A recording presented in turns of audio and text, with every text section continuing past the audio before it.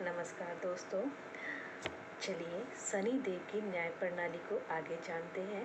जैसे हमने पहले जाना कि प्रत्येक जीवात्मा एक मैंने उदाहरण दिया था मच्छरदानी का, कि मच्छरदानी की तरह एक कोड से जुड़ी हुई होती है और पहला जो इफ़ेक्ट पड़ता है वो पड़ता है नक्षत्र लोक का। तो जो भी अब एक एग्जांपल लेते हैं कि 7 व्यक्ति एक ही नक्षत्र में जन्म लिए हैं और अलग अलग जगह उनका जन्म हुआ है, लेकिन वो एक साथ कैसे जुड़े हुए हैं इसे समझने का प्रयास करते हैं।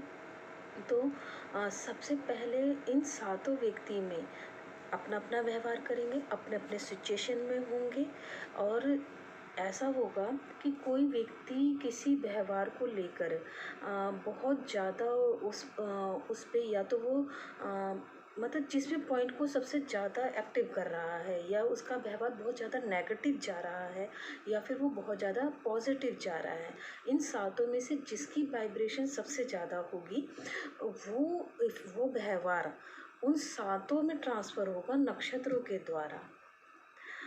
ये ऐसा देखिए शनि देव की जो न्याय प्रणाली है और जीवन चक्र है, इसे समझना बहुत ज़्यादा ज़रूरी है कि मनुष्य जीवन चक्र क्या है। क्या देखिए धरती पर आने के बाद कर्म फल बनता है। कर्म फल आपको सुख और दुख दो का ही भोग देता है, क्योंकि मनुष्य को दो ही भोग प्राप्त हैं, एक सुख का और एक दुख का। किसी वस्तु से हमें सुख प्राप्त हो सकता है और किसी वस्तु से दुख प्राप्त हो सकता है और यही दो ही उसका भोग है। अब ये डिपेंड करता है कि हम उसे सुख में परिवर्तित कर रहे हैं या दुख में परिवर्तित कर रहे हैं। दुख हमेशा हमें आगे की सिचुएशन के लिए आगे बढ़ाता है, सुख कुछ समय